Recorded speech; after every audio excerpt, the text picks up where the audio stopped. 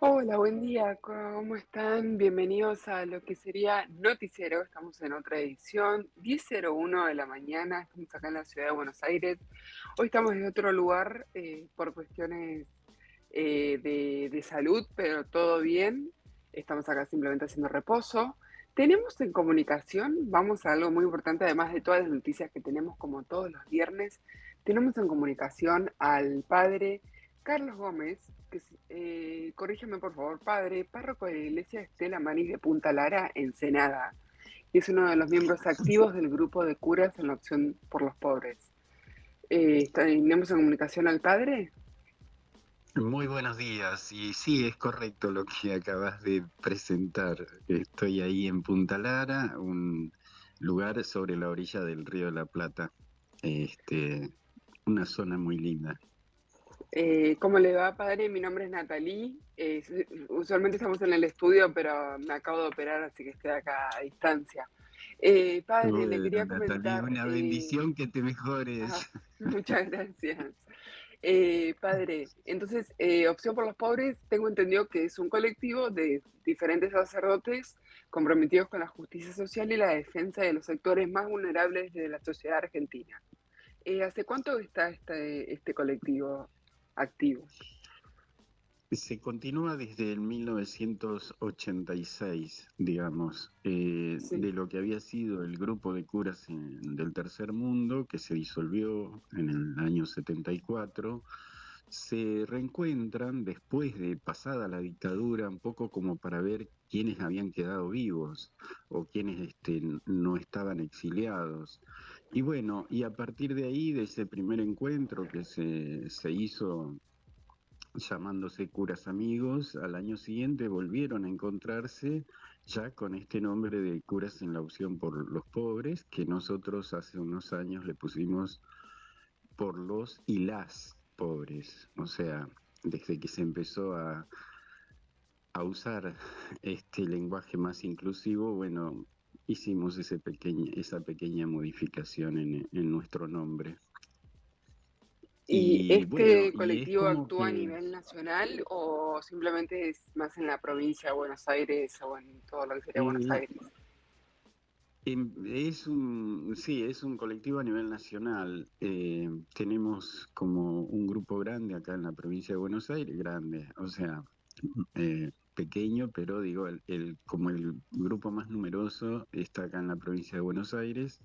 Después tenemos en La Rioja también un grupo lindo, en Santiago del Estero, algunos en Santa Fe, en la parte de Rosario, después en Tucumán, en Jujuy y alguno en Río Negro y en Ok. Neuquén. ¿Y cómo describirían sí la misión o a través de qué acciones tangibles ayudan día a día solamente a niños o adultos? ¿De alguna manera que se pueda Sí, colaborar en sí también? sí, Natalia. Nosotros estamos como en distintas parroquias, así cada uno, digamos, en algún lugar. Y trabajamos normalmente como párrocos, como también Sí. como docentes en algunas universidades, etcétera. Digamos, cada uno tiene su propia tarea, su propio carisma, y tenemos como una fundación que nos acompaña y nos ampara un poco a todos, que es la Fundación Isla Maciel, Ok. fundada por el padre Paco, que es uno de los nuestros, digamos, pero él puso la fundación de Isla Maciel un poco al servicio de todo el grupo. Entonces, muchas veces las donaciones o cosas se tramitan a través de la isla, de la Fundación Isla Maciel, digamos que, pero en realidad somos un grupo que hacemos como una opción preferencial o no, muchos le agregan preferencial, nosotros no. Nosotros hacemos una opción por los pobres, pero por los pobres, digamos, para estar con ellos, para acompañarlos y para hacer que salgan de la pobreza. Por eso me gustó muy bien lo que vos dijiste al comienzo, esto del tema de la justicia social. Este, que, que para nosotros es un tema fundamental, dicho así o dicho también desde la otra perspectiva de distribución de la riqueza. Y distribución de la riqueza también, distribución de la tierra o del agua, este, o de la comida, del pan. ¿Eh? Entonces ahí es como que nosotros enganchamos un poco con todo lo del Papa Francisco, de tierra, techo y trabajo, ninguna familia sin techo, bueno, nosotros no sé ahí en la zona de ustedes, pero acá en La Plata tenemos, rodeando a la ciudad de La Plata, capital de la provincia de Buenos Aires, tenemos alrededor de 260 barrios populares que Sí, con viviendas precarias y todo eso. Entonces, si bien no nos dedicamos a la construcción de viviendas, siempre estamos acompañando, alentando, ayudando, poniendo el cuerpo para que se hagan planes de vivienda, para que, digamos, los ministerios de hábitat desarrollen su tarea en determinados lugares y así, digamos, es como una mirada, ¿cómo decirte?, de amplia de ponernos a favor de la justicia social y de los y las pobres. sí, de empatía, de saber Y yo si me que se dejás sigo puede, que es hablando, ¿eh? difícil, pero están ahí contenidos. Muchas veces por el contexto uno a veces dice, es muy fácil salir de ahí y no lo es, porque el contexto en sí a veces Sí, te, ¿cómo se dice?, te limita. Eh, sí. Usted dígame si no se siente cómodo con alguna pregunta o algo, yo le voy a No, preguntar. sí, perfecto, perfecto. Yo te decía, digo, cortame porque yo sigo hablando, ¿te imaginas? No, está perfecto. Te imaginas que me pongo y sigo, y sigo, y sigo. Ya vamos a hablar después del Papa Francisco, pero me interesa bastante lo que hacen con Opción por los Pobres en el contexto actual Sí, de Argentina, contexto social, político. sí, ¿Se ven acompañados, no se ven acompañados? ¿Reciben herramientas? O más que nada a través de la fundación que dijo de Isla Maciel. sí, nosotros hemos estado, digamos, manifestando frente a los galpones allá en Villa Martelli para que el gobierno entregue la cantidad de alimentos que tenía ahí retenida. No hemos tenido mayor éxito porque se repartió así alguna cosita y nada más, y sigue ahí los alimentos, digamos, o sea, la crueldad de este gobierno de Milei Petovelo, porque por retener esos alimentos ahí, digamos, y haber tenido que cerrar comedores, ollas populares, etcétera. Hemos estado frente al ministerio que está sobre la 9 de julio, digo yo de mucho no me ubico, pero que está ahí el monumento, que está una imagen de Evita así arriba, Sí, ese, no sé qué calle es, pero bueno, yo iba, te imaginas que iba todos los martes, que hacíamos ahí una celebración ecuménica con la mesa ecuménica y curas en opción por los pobres, pidiendo, reclamando a este gobierno por distintas cuestiones que estuvimos ahí con los chicos del pueblo por el tema del hambre, estuvimos con los, como es, del Garrahan, por el tema de la salud, etcétera, con los pueblos originarios, con los derechos humanos, pidiendo la libertad de los presos políticos. Bueno, hemos hecho ahí toda una serie de actividades frente a eso porque estamos en desacuerdo con un montón de cosas de este gobierno, digamos, ¿no?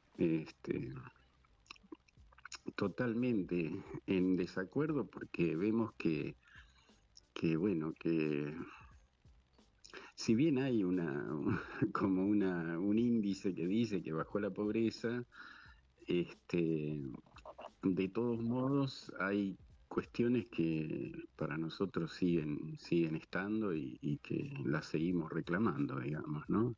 Hemos acompañado siempre que pudimos a los jubilados, hemos recibido gases y todo, estando ahí con ellos. Pero bueno, esa es nuestra mirada, nuestra perspectiva, es nuestra lucha, es nuestro acompañamiento, eh, es nuestra opción.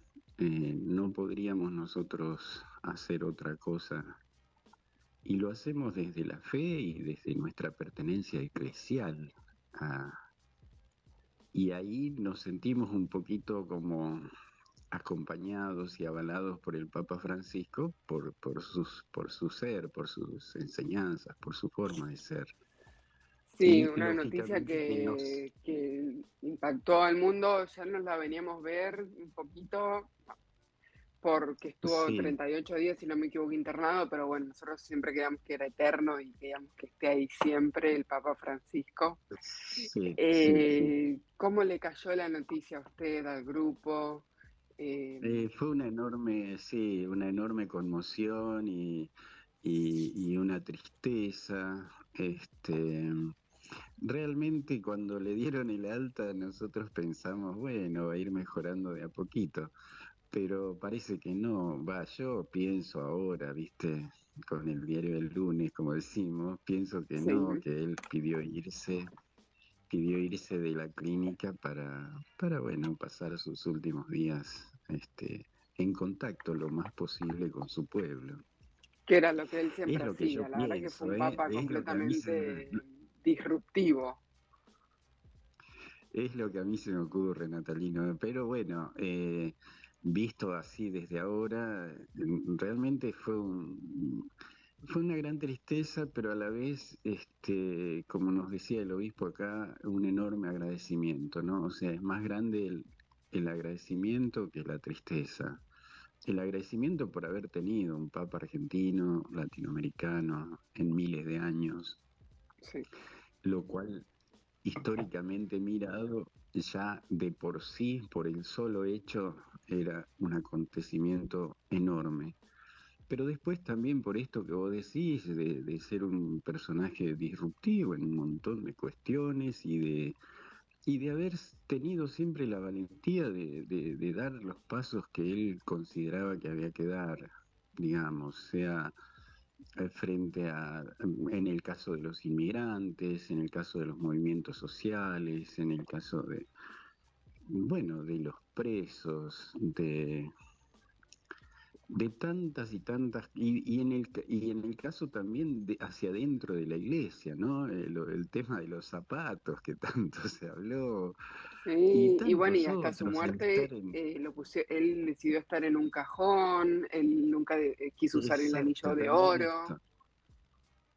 También esto, por eso, son un montón de cosas, cositas o cosas que van haciendo, que van sumando a una cuestión que nos acercan, creo yo, a una mirada de iglesia más semejante a lo que hubiera pensado Jesús y un poquito más adaptada a los tiempos que corren hoy, que esa Sí, es menos como siempre ayudó a quizás romper la imagen de que de la hipocresía, voy a hablar así, de porque uno dice, ah, el Vaticano y todo de oro y bla, bla, bla, y cómo eso va a ayudar y creo que el Papa Francisco ayuda un poco a romper quizás eso, a, a hablar con la realidad, a estar en contacto con la realidad constante, a no vivir en una sin duda. burbuja.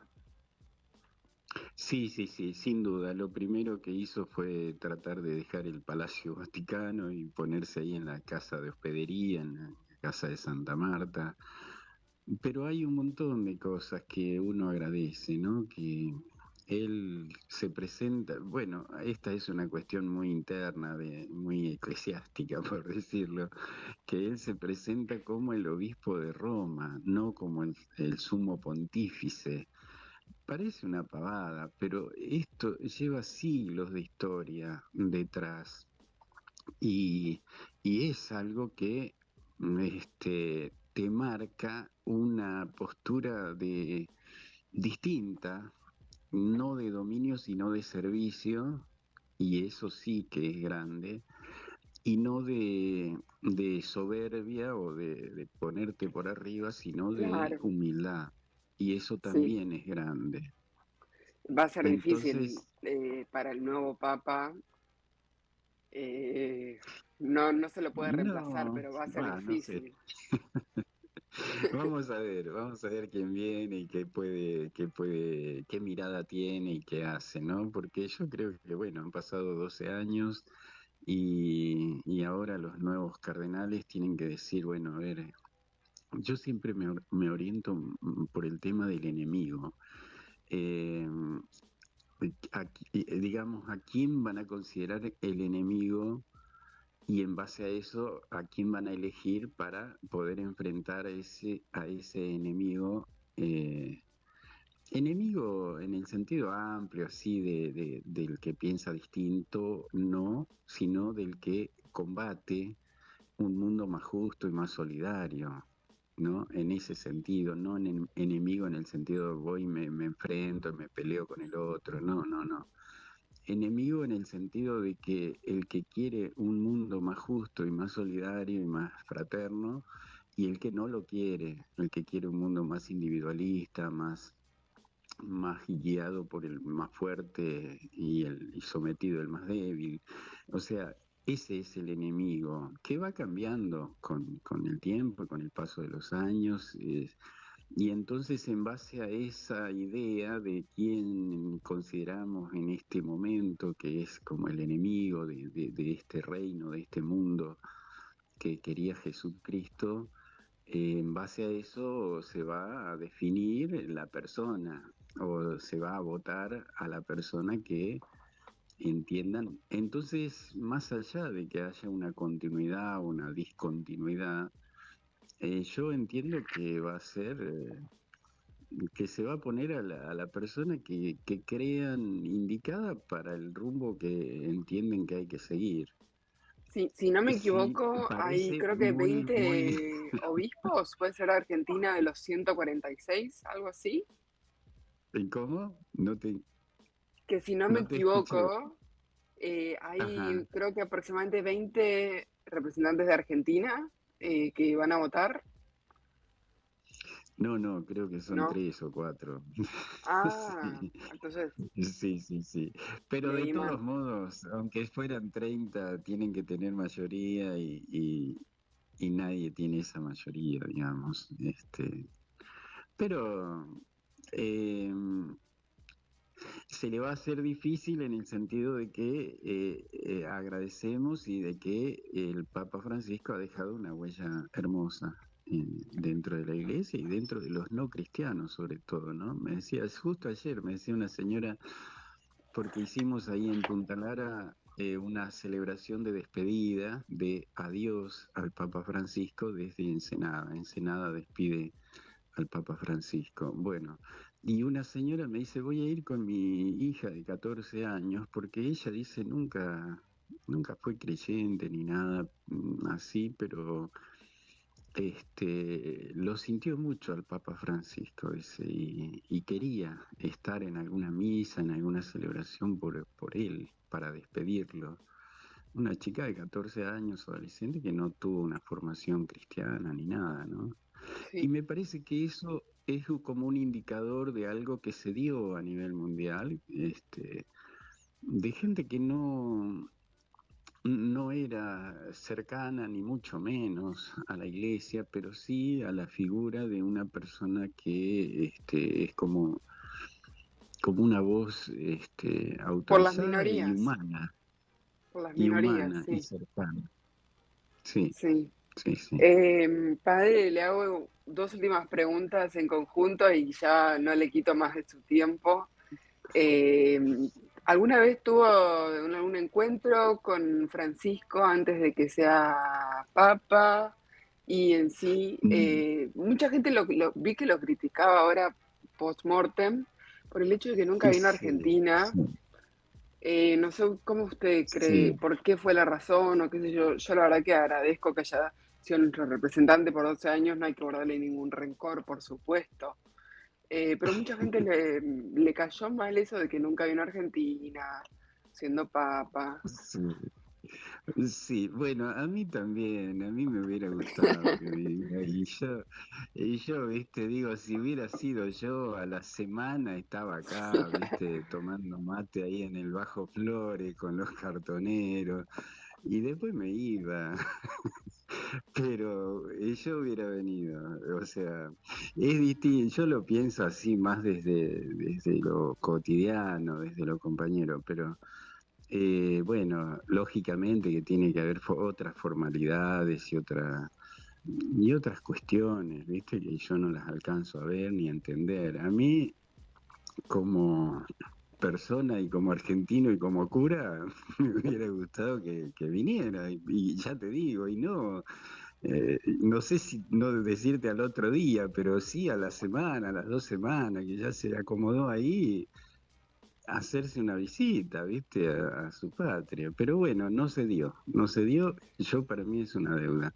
Lo ¿Cómo es? anterior yo no lo Sí. conocí, no lo conocí acá digamos, como arzobispo de Buenos Aires, salvo por la tele y lo poco que uno podía ver. Pero tuve la posibilidad de ir con el grupo Misioneros de Francisco, un grupo que se creó ahí por el 2014. Tuve la posibilidad de ir a Paraguay a la misa que él hizo, que el Papa hizo en Cacupé. Fuimos 100 personas, estuvimos ahí en la misa y después los saludamos y nos volvimos. Y después, al año siguiente, fuimos a Chile también, al sur de Chile, que hizo la misa ahí el Papa. Así que estuvimos ahí haciendo el aguante, como decimos, o sea, lo vimos un segundo, ¿te imaginás? En Cacupé, bueno, lo pudimos saludar, darle la mano, saludarlo. En Chile vimos pasar el auto ese, el Papamóvil, y así, ya está, o sea, estuvimos, ¿te imaginás? 48 horas andando en ómnibus, toda la noche durmiendo ahí al aire libre, esperando que llegue. Cuando llegó, fue un segundo y pasó, ¿viste? Y nada más de saludarle, gritarle, viva el Papa, qué sé yo, ¿viste? Acompañarlo. Sí, Esos por fueron supuesto. mis dos momentos de conocer, de verlo, de verlo, así medio de cerca. Bueno, Natalie, Sí. Bueno, padre, voy a ir cerrando la nota, si le parece. Un dale. último mensaje que quiera decir, entonces, está la Fundación Isla Maciel que dijo,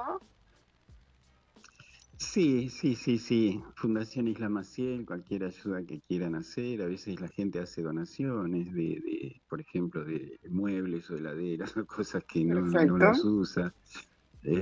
Nosotros tenemos además redes, tenemos Facebook, ¿cómo? Instagram, Digan las alguna redes, otra. así la gente No, sabe. no, ni siquiera la sé, ¿viste? Pero es Curas Ah, OPP, sí, yo tengo Curas el en Instagram opción de ustedes, ya les digo que lo vi. por los y las pobres, digamos, Ese ¿viste? Es grupo ese por nuestro. Grupo Curas OPP, así. Exacto, arroba. Curas OPP. Sí, sí, sí. Y un último mensaje, padre, para la No, comunidad. que agradecemos por la vida del Papa Francisco, que queremos un mundo más justo y más solidario y más de igualdad para toda nuestra Argentina, que nos parece no sé cómo decirte, pero eh, es indignante que gente que lo insultó y lo recontra insultó y que hizo políticas en su contra vaya ahí a ponerse frente al cajón o a estar en la misa. Y eso, y tratemos de ser más fraternos y más solidarios entre todas y todos y todes y hagamos un mundo más parecido a lo que Dios quiere que nosotros seamos. Un abrazo y feliz Pascua y curate y cuídate vos en lo personal y sanate pronto. Muchas gracias, padre. Gracias por tomarse su tiempo para hablar un ratito por la mañana.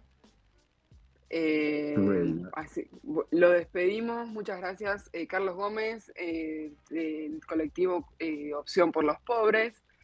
Que tengan buen viernes, padre. Gracias por las bendiciones. adiós. Adiós, padre. Carlos Gómez, muy linda charla sobre el colectivo que tienen, Opción por los Pobres, también sobre la reciente y bien conocida, el conocido fallecimiento del Papa Francisco. Nosotros nos vamos a ir ahora un cortecito y volvemos con Samuel, que nos va a estar hablando un poquito del estudio, sobre todo el deporte y todo lo que está pasando. Ya volvemos en un ratito.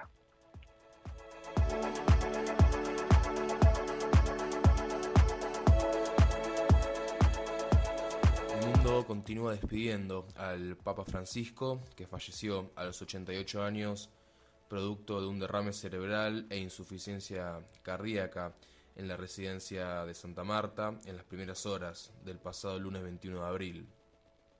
Con su muerte se cierra la etapa de quien fue el primer papa argentino, latinoamericano y jesuita de la historia, y también el primer papa no europeo que hubo en los últimos 1900 años, si contamos el papado de Víctor I, transcurrido en el siglo II, entre los años 189 y 199, encabezado por quien provenía de la denominada África romana, en lo que hoy es Túnez, Argelia y Libia. En el motivo que llevó a Bergoglio a elegir el nombre Francisco para su papado está la primera pista del rumbo que tendría su etapa al frente del Vaticano. Lo eligió por San Francisco de Asís, quien era hijo de un rico comerciante de la época, pero que prefirió dedicarse a ayudar a los pobres y a los leprosos, y terminó fundando una orden de frailes pobres, la orden franciscana, en el siglo XIII, una persona que renunció a las riquezas materiales y dedicó su vida a los pobres, al amor por la naturaleza y a la lucha por la paz. En julio de 2013, apenas 4 meses después de su designación, Francisco protagonizaría una de sus marcas indelebles durante la Jornada Mundial de la Juventud realizada en la ciudad brasileña de Río de Janeiro. Textualmente dijo: "Lo que espero aquí es lío, que aquí adentro habrá lío, que en Río va a haber lío, pero quiero agitación en las diócesis, quiero que salgan afuera, que salgan a la calle, que nos defendamos de todo lo que es clericalismo, de lo que es comodidad. Si no, las instituciones se convierten en ONGs y la iglesia no es una ONG", sostuvo Francisco y añadió: "Que me perdonen obispos y curas, pero es el consejo y gracias por lo que puedan hacer". En el avión que lo traía de regreso a Roma, Francisco dejó otra de sus frases más trascendentes. En diálogo con periodistas que viajaban junto a él, se refirió a la homosexualidad y dijo: "Si una persona es gay, busca al Señor y tiene buena voluntad, ¿quién soy yo para juzgarla?". El Catecismo de la Iglesia Católica explica y dice que no se debe marginar a esas personas y que deben ser integradas en la sociedad. 2 años después, en mayo de 2015, Francisco escribe la histórica encíclica Laudato Si, en la cual critica el modelo del consumismo capitalista desaforado y pone la lupa en la devastación ecológica provocada en gran parte por el poder económico y financiero y los países más desarrollados. En uno de los pasajes más importantes de la encíclica, Francisco se pregunta: ¿qué tipo de mundo queremos dejar a quienes nos sucedan, a los niños que están creciendo? Al año siguiente, en febrero de 2016, Francisco viaja al México profundo, a zonas castigadas por la desigualdad, la violencia y la exclusión, como Ciudad Juárez, en el estado de Chihuahua, o San Cristóbal de las Casas, en Chiapas. Este viaje tiene lugar en medio del auge del discurso anti-inmigrante proveniente del conservadurismo estadounidense, que a fines de ese año desembocaría en el triunfo presidencial de Donald Trump, y cuyo principal destinatario era y es el universo de migrantes latinoamericanos, especialmente mexicanos. En San Cristóbal de las Casas, el 15 de febrero de 2016, el Papa se reunió con 6.500 delegados de comunidades indígenas provenientes de diversas etnias, incluyendo celtales, tzotziles y choles, y luego ofició una misa especial frente a 90.000 personas en el Centro Deportivo Municipal, con textos traducidos a lenguas indígenas, en un acontecimiento sin antecedentes en la historia del Vaticano. Octubre de 2020, en plena pandemia de coronavirus, llega la encíclica Fratelli Tutti. El hambre es criminal y la alimentación es un derecho inalienable, afirma textualmente el Papa en esta encíclica, en la cual además sostiene que el mercado solo no resuelve todo, aunque otra vez nos quieran hacer creer este dogma de fe neoliberal.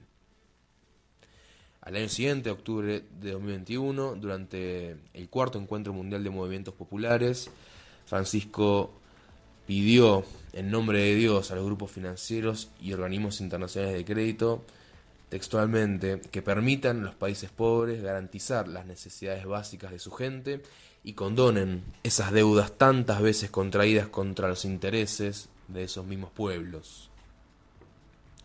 Dos de los temas sobre los que Francisco se pronunció en el último tramo de su papado son el genocidio en la Franja de Gaza y la asunción del gobierno de Javier Milei en Argentina.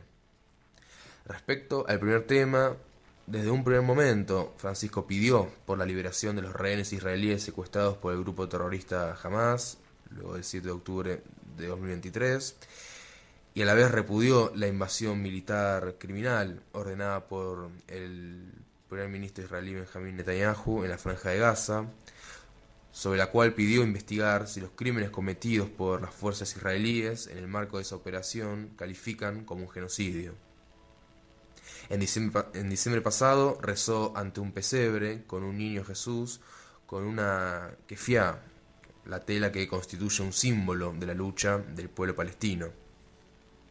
Además, se mantuvo permanentemente en contacto todo este tiempo con el padre Gabriel Romanelli, sacerdote argentino que oficia como párroco de la Sagrada Familia de Gaza, quien recibía las llamadas telefónicas de Francisco. Respecto al segundo tema, son conocidas las declaraciones de Milei previas a su llegada a la Casa Rosada, en las cuales calificó al Papa Francisco de imbécil y de representante del maligno en la tierra. En ese marco de tensión, en septiembre pasado, el sumo pontífice criticó la política represiva del gobierno de Milei contra los jubilados que se manifiestan frente al Congreso cada miércoles para repudiar el ajuste. Y respecto a la gestión de Milei, Francisco afirmó: en vez de pagar la justicia social, pagó el gas pimienta.